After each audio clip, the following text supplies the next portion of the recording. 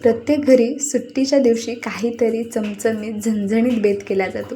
त्यामध्ये चिकन, मटण किंवा अंड्याचा प्रकार असतो. पण नेहमी त्याच प्रकारची अंड्याची भाजी किंवा अंडा ग्रेव्ही असं सगळं बनवून जर तुम्हाला कंटाळा आला असेल आणि काहीतरी झणझणीत गावरान जर खायचं असेल ना, तर या पद्धतीने झणझणीत अंड्याचं कालवण तुम्ही बनवू शकता. यासाठी ना आपल्याला वाटण भाजून वगैरे घेण्याची गरज नाही. खूप सोपी रेसिपी आहे आणि कोणीही सहज बनवू शकतं. त्यासाठी काय करायचं ना, सुरुवातीला कढईमध्ये भरपूर पाणी घातलं आणि 7 अंडी घातले. त्यानंतर थोडंसं मीठ घालायचं, झाकण ठेवायचं आणि मध्यम गॅस करून 10 ते 12 मिनटासाठी ही अंडी छान अशी शिजवून घ्यायची. आता इथं वाटण करण्यासाठी ना अर्धी वाटी ओला नारळ घेतलेला आहे, मुठभर कोथिंबीर, 2 हिरव्या मिरच्या, 5-6 लसणाच्या पाकळ्या आणि एक छोटासा आल्याचा तुकडा घेतला आहे. त्यानंतर अर्धा चमचा इथं मी जिरे घेतलेले. सुरुवातीला पाणी न घालता असंच हे वाटून घेतलं म्हणजे काय होतं ना, एकसारखं सगळं वाटलं जातं आणि त्यानंतर थोडंसं पाणी घालून व्यवस्थित हे वाटण तयार केलेलं आहे. आता इथं आपलं वाटण तयार झालं. लगेचच अंडे देखील सोलून घेऊया. बघा, अंडी व्यवस्थित शिजली ना, अजिबात फुटत नाही किंवा असं खूपदा अंडी पाण्यात टाकली की ते सगळं बाहेर येतं, अंडी फुटतात, व्यवस्थित अशी शिजली जात नाही आणि आपल्याला वाटतं की अंडी खराब आहेत. पण अंडी शिजवत असताना गॅस हा मध्यम ठेवून झाकण ठेवून अंडी शिजवायची, जेणेकरून ते व्यवस्थित अशी शिजली जातात. तुम्ही पाहू शकता अगदी व्यवस्थित असे निघत आहेत, अजिबात तुटत नाही किंवा याची जी साल आहे ना ती व्यवस्थित निघते. तर मंडळी, तुम्ही जर आपल्या चॅनलवर आज पहिल्यांदा आला असेल, आणखी आपल्या चॅनलला सबस्क्राईब केलं नसेल तर जरूर सबस्क्राईब करा अशा छान आणि सिंपल रेसिपी पाहण्यासाठी. आणि साईडचं बेल आयकॉनसुद्धा प्रेस करा, म्हणजे जेव्हा मी रेसिपीज अपलोड करेन त्याचं नोटिफिकेशन तुम्हाला मिळेल आणि तुम्ही आपल्या रेसिपीज लगेच पाहू शकता.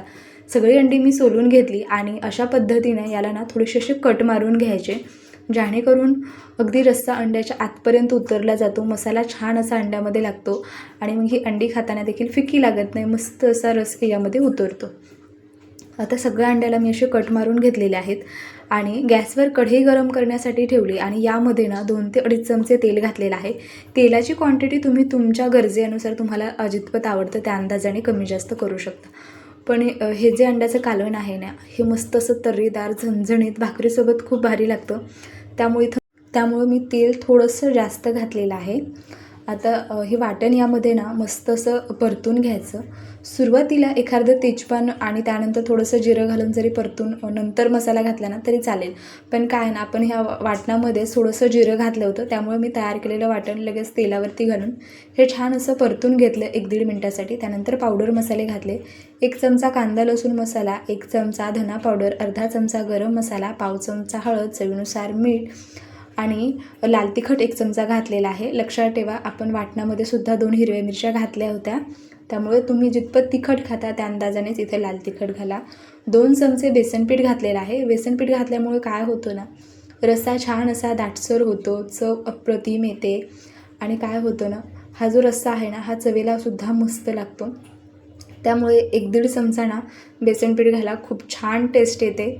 आता यामध्ये थोडंसं पाणी घातलं, व्यवस्थित असं मिक्स करायचं आणि गॅस हा मध्यम करून झाकण ठेवून 1 ते 1.5 मिनटाची याला वाफ काढायची.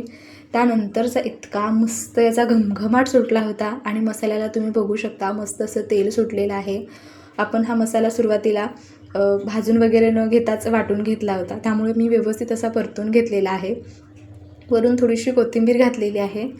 आता हे व्यवस्थित असं मिक्स करून घ्यायचं आणि यामध्ये ना तुम्हाला हा रस्सा जितका पातळ दाटसर आवडतो आहे त्या अंदाजाने पाणी घालायचं. तर मी इथं 2 ग्लास पाणी घातलं होतं, का तर भाकरीसोबत खाण्यासाठी रस्सा हा असा पातळ असला ना की तो व्यवस्थित असा खाता येतो कुस्करून. त्यामुळे इथं मी लगभग 2 ग्लास पाणी घातलेलं आहे. आता काय करायचं ना, व्यवस्थित असं मिक्स करून घ्यायचं, हलवून घ्यायचं. मसाल्याच्या गाठी गुठळ्या जर झाल्या असेल तर त्या व्यवस्थित मोडून घ्यायच्या आणि झाकण ठेवून याला ना थोडीशी उकळी काढून घ्यायची. हे बघा, आता मस्त याला उकळी फुटलेली आहे. व्यवस्थित असं मिक्स करून घ्यायचं.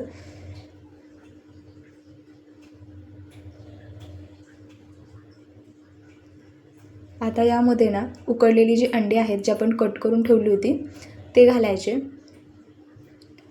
आणि लक्षात ठेवा, आपण यामध्ये 2 चमचे बेसनपीठ घातल्यामुळं काय होतं ना, थोडीशी ही जी भाजी आहे ना यावरती असं थोडासा तवंग आल्यासारखा होतो. पण झाकण ठेवून व्यवस्थित अशी उकळून घेतली ना की सगळा तवंग निघून जातो आणि मस्त अशी तर्रीदार ही अंड्याची रस्सा भाजी तयार होते. तुम्ही बघू शकता इथे मस्त अशी लाल धम्मक तरी आलेली आहे.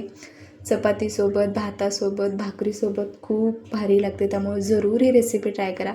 या पद्धतीने जर तुम्ही अंड्याचं कालवण किंवा रस्सा जर बनवला ना, तर तुमच्या घरातील मंडळी तुमचं कौतुक केल्याशिवाय राहणार नाही. एवढा छान हा रस्सा बनवून तयार होतो.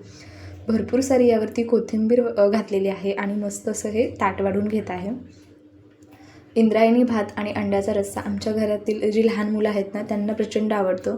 तुमच्या घरातल्या मंडळीला देखील आवडेल. जरूर हा बेत बनवा. मी सोबतच मस्त अशी बाजरीची भाकरी, कांदा आणि भात असं आजचा हा मेन्यू होता. तुम्हाला कसा वाटला ना, ते मला कमेंट करून जरूर सांगा. मी भेटते अशाच एखाद्या सिंपल आणि छानशा रेसिपीमध्ये.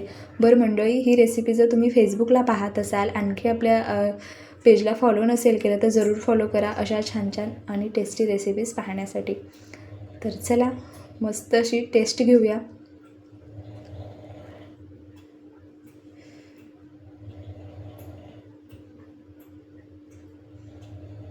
खूप खूप मस्त हा रस्सा झाला होता. त्यामुळे जरूर ट्राय करा. Bye bye.